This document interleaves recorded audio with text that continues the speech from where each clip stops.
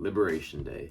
It is the buzzword I have been seeing across all my social media platforms, and today we're going to be talking about how it really affects your ecom business.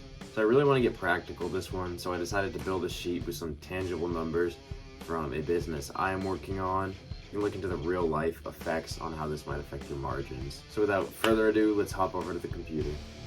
Awesome. So I first want to talk about the discrepancy between brand building and drop shipping, okay? Because I think this is really going to make or break your business. So drop shipping's been the online money making buzzword for the past half a decade now, and I think it's kind of always been dead, but it's even more so dying now, especially like if you want to make a real sustainable business. But we'll give both the benefit of the doubt and we'll compare both of them, okay? So we start here with our initial COGS of $10 a piece, and with the new tariff, we're gonna pretend all countries are around 40%. It's gonna be give or take for each one, but that's gonna basically take these new product costs to $14, okay? So that's across the board. But with dropshipping, you're not able to charge as much because you're not building a real brand, and that's just how it is. So we're gonna sell these sunglasses that we were selling or that were manufactured for $10. We can sell them for $20, and that gives us a 50% margin, which is pretty common, again, up or down for a dropshipping business. Now let's take those same numbers but add in that 40% tariff. That takes our COGS from 10 to 14, and again, still selling at $20. Now we have a 30% margin. That's 20% less we're gonna make on each product. That's crazy. $4 margin. I mean, $4 tariff can basically eat your margins that fast. Okay, now let's go back over to the brand and we'll come back to this number shortly. Sweet. So same COGS here. Again, we're gonna start with no tariff just so we can get a baseline. We can sell this for $100 because we're building a brand, we're building a cult, and we're building something people can actually resonate with and stand for. That's for a specific type of person. We're making a premium product, and yeah, this is a long-term sustainable business, like Nike, like Supreme. People are proud of the name. Okay, so we can sell a more premium price, so we're gonna sell these for $100, which honestly, there's some sunglasses that do way more than that. So this will give us a 90% margin. Now let's add in that $4 tariff. That takes our COGS from 10 to 14. We're still selling at $100. Now we have an 86% margin. So we're still obviously losing margin, but that's a 4% difference versus a 20% difference. And the lesson there that I wrote here, if margins are high to begin with, it won't be as effective. And inversely, like the lower the margin you have to start with, the exponentially more margin you will lose. So this is why this is, again, the first advantage. I'm going to talk about a couple more to building a real brand, okay? Because to get your customers, you have to spend basically what's left in marketing. Okay, here it can be organic, but we're going to talk about a couple different solutions for this and talk about which is superior. So the first solution, the most obvious one, and what most people are going to just naturally think, is to raise your price. So if we want to go back to that 90% margin, we have to raise our price to $140. That is absurd, and ain't nobody gonna pay that. Or at least if they've seen your $100 price tag before. If you're starting with that, maybe a different story.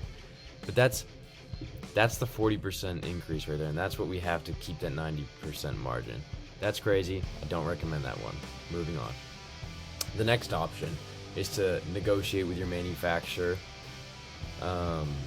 If we could take our COGS, the initial COGS before any tariffs, down from $10 to $8, so $2, that means our tariff will be decreased because it's 40% of whatever the COGS is. So that'll take us down to $3.20, and together that's $11.20, which is only $1.20 more than that without a tariff. That's not bad. And when we do the math, keeping at the same retail price of $100, we have an 88.8% margin. That's super close to 90%. And when you're working with margins that big, it's not going to do that much. And hint, hint, that's going to be the option we're going. Awesome. Sorry about that. It accidentally cut me off. So, the last option we have here is kind of a bit of both. So this involves the negotiation with the manufacturer, which again gives us a COGS of 1120. And if we want to keep that 90% margin, we do have to increase our price to 112. But 112 is definitely more doable than at 140. So again, I still don't recommend that because it's still quite a price jump. It's still, that's going to be 12% price jump, and nobody wants to see that. You're going to obviously be losing customers as that happens. And so I do recommend this because that 88.8, I mean, you're just short of 90, and it's enough of, you know, a COGS to still have a very high margin there. So the lesson there, and I highlighted this brand text in green just because this is the clear winner here. I think drop shipping is dead, and I think it died a while ago. It's just never been super profitable, and now with these tariffs, it's just next to impossible to build something sustainable. And you know, like, it's all ad driven. The little bit of profit we have left is just going to go straight to ad costs, and because it's drop shipping, because you're not building a brand that people can stand for, there's no necessarily like repeat business, or there's no people that are repping your brand because there's not really a brand or a mission behind it. Your entire goal with drop shipping is just, you know, to make a quick buck. But with building a brand, you're building a cult, really. So yeah, again, this is the clear winner. This gives you plenty of room to work with your margins because you can really price at a premium rate, and people won't even bat an eye at it because it's something they can get behind. So yeah, I wrote this down here just as a little outro bit. I think these tariffs are going to be a short-term inconvenience for a long-term gold mine. Okay, everybody's going to be, you know, scrambling to adjust their prices. Even like companies, wholesalers like Shein, the de minimis rule is gone, which, if you don't know what that means, basically it was imports into the U.S. that were under $800 were tariff-free, but that's going to be gone.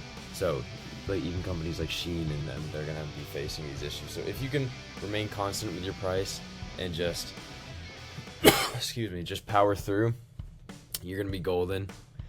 And again, I think these tariffs are going to be short-lived. I think Trump's just using them as a negotiation tactic against other countries, and it's working so far. Because ideally he wants free trade for all of these countries.